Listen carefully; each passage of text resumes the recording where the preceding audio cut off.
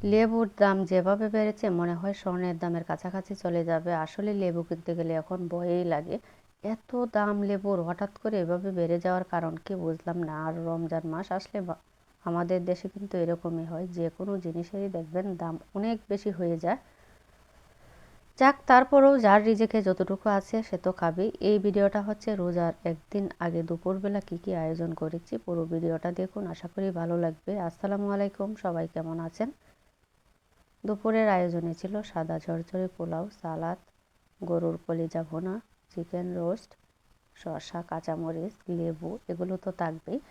যদিও রোজা রেখে এই খাবারগুলো এত খাওয়া যায় না, সেজন্য ভাবলাম বাসায় মেহমানও আছে, একটু যে সহজ যে খাবারগুলো করা যায় সেগুলোই করে ফেলি। আর কলিজা ভুনা কিন্তু গরম গরম ভাতের সাথে খেলে অন্যরকম মজা। এখানে কলিজাটা আগেই একটু ছোটো ছোটো করে কেটে সিদ্ধ করে পানিটা ফেলে দিয়েছি, আর সাথে কিন্তু একটু চর্বি দিয়েছি। কলিজা যখনই যেয়ে রান্না করবেন না কেন সাথে একটু চর্বি দেওয়ার চেষ্টা করবেন, কারণ কলিজা হচ্ছে রান্নার পর কিন্তু একদম কষকষে হয়ে যায়, যেহেতু এটাতে আলাদা কোনো মাংস থাকে না, চর্বি থাকে না, সেজন্য সাথে একটু চর্বি দিয়ে রান্নাটা করলে খেতে অনেক ভালো লাগে।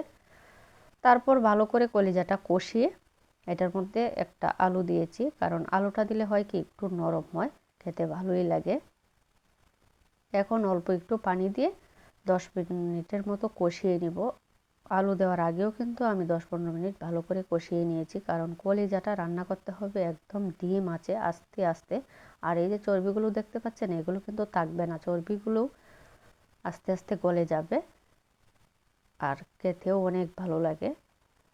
তারপর আলু আর কলিজা ভালো করে কষিয়ে নিয়েছি, এখন দিয়ে দিব অল্প করে একটু ঝোল, কারণ কলিজা ভুনা হবে, এটাতে তো আর ঝোল হবে না, যেহেতু সাথে আলু দিয়েছি। একদম শুকিয়ে গেলেও কিন্তু খেতে ভালো লাগবে না, একদম মাখা মাখা টাইপের কলিজাটা রাখতে হবে। ঝোলটা খুবই মজা হয়েছিল, একদম ফ্রেশ, সকালবেলায় কিনে এনে তারপর কিন্তু রান্নাটা করা হয়েছে। কলিজা হচ্ছে এমন একটা খাবার, যদি এটা সাথে সাথে তাজা খেয়ে ফেলেন এটার মজাটা অন্যরকম, আবার ফ্রিজে রাখলে সেই স্বাদটা কিন্তু পাওয়া যায় না, যেহেতু এটার মধ্যে অনেক থাকে, আপনার রক্ত থাকে আর অন্যরকম একটা ঘ্রাণও থাকে, সেজন্য কলিজা সবসময় সাথে সাথে খেয়ে ফেললেই ভালো। আর যদি কোরবানির সময় তো আমরা যেহেতু অনেককে কোরবানি দিই, তারপর অনেকগুলো কলিজা হয়, একসাথে খাওয়াও সম্ভব হয় না, সিদ্ধ করে পানিটা ফেলে যদি আপনি বক্সে বা পলিথিনে ঢুকিয়ে রাখেন তখন কিন্তু আবার সমস্যা হয় না। এখন চুলার আঁচটা কমিয়ে ডিম আছে রেখে দিব, আস্তে আস্তে তেলটা ছেড়ে দিবে, কলিজাটা সুন্দর করে ভুনা ভুনা করা হবে। তারপর এটার মধ্যে কিন্তু রসুন দিতে হবে বেশি করে,